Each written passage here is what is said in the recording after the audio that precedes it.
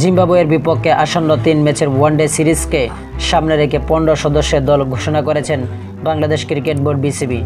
সর্বশেষ অস্ট্রেলিয়া সিরিজে যে স্কোয়াড খেলেছিল সেই দলই বহাল রাখা হয়েছে। নতুন কোনো মুখ বা পরিবর্তন নেই ঘোষিত দলে।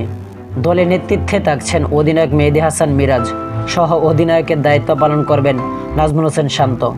সাম্প্রতিক চোটের কারণে টেস্ট ম্যাচ খেলতে না পারলেও অভিজ্ঞ ব্যাটার লিটন দাসকে ওয়ানডে স্কোয়াডে রাখা হয়েছে। জিম্বাবুয়ের বিপক্ষে 3 ম্যাচের ওয়ানডে সিরিজের সবগুলো ম্যাচ অনুষ্ঠিত হবে হারারে স্পোর্ট ক্লাবে। ম্যাচগুলো মাঠে গড়াবে আগামী 6, 9 ও 11 জুলাই। বাংলাদেশ সময় দুপুর 1:30 শুরু হবে প্রতিটা ম্যাচ।